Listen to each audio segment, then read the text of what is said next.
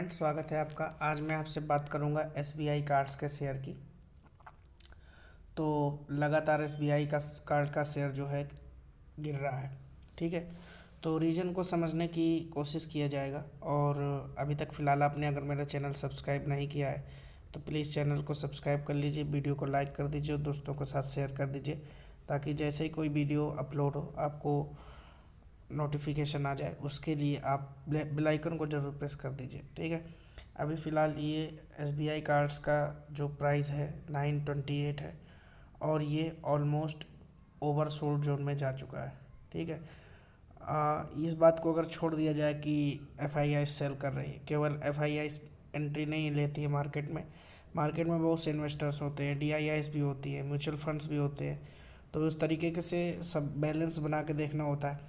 फ़िलहाल जो मार्केट की सिचुएशन है वो कोरोना की वजह से कॉन्फिडेंट नहीं है, इस वजह से भी कुछ गिरावट हो सकती है।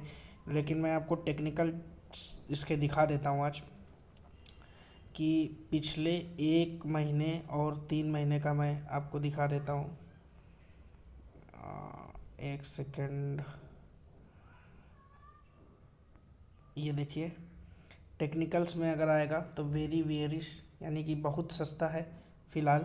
ठीक है, और अगर आपको देखा जाए मूविंग एवरेजेस वो भी फ़िलहाल कम है, टेक्निकल इंडिकेटर्स भी मंदा है, मूविंग एवरेजेस क्रॉस ओवर्स भी अभी इसमें भी सस्ता है।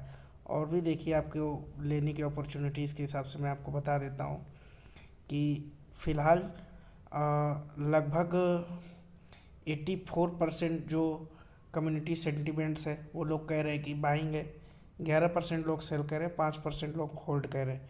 ठीक है, जितने लोग भी मनी कंट्रोल पढ़ते हैं और उस पर रिव्यूज़ देते हैं उनमें 12 लगभग 13 इन्वेस्टर्स के रिव्यूज़ हैं।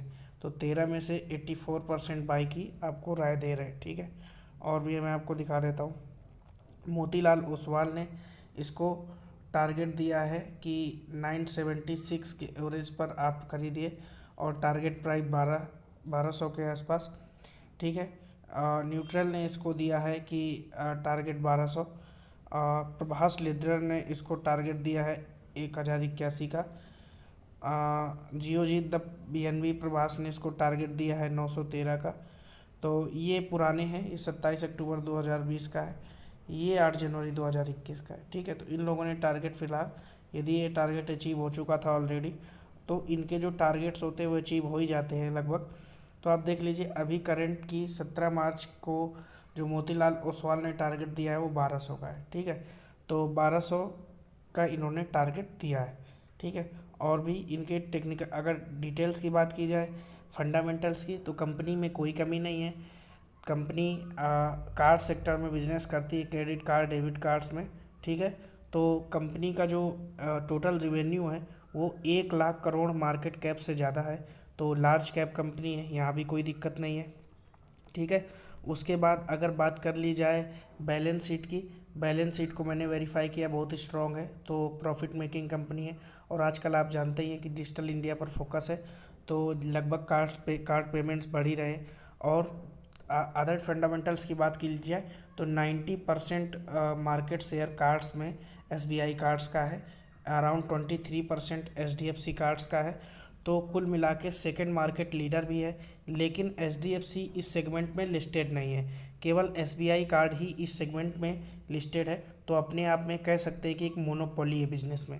तो इतने फंडामेंटल्स और टेक्निकल्स के बाद मैं स्ट्रांगली कह सकता हूँ कि फ़िलहाल बाइंग की बेस्ट अपॉर्चुनिटी है एसबीआई कार्ड्स में। इस पे आप ख़रीदारी शुरू कीजिए।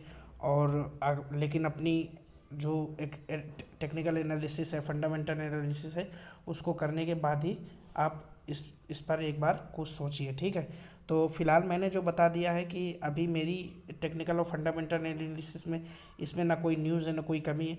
इवन एक पॉजिटिव न्यूज़ है कि H D F C bank के कार्ड्स पर अभी बैन लगा हुआ आरबीआई के द्वारा, क्योंकि कुछ टेक्निकल ग्लिचेस आए हुए थे। ठीक है, तो H D F C bank जब तक उसमें काम कर रहा है तब तक इसका फ़ायदा कौन लेगा? एसबीआई कार्ड्स, क्योंकि सेकेंड मार्केट लीडर है। ठीक है, तो सबसे ज़्यादा फ़ायदा किसको होने वाला है? इसको।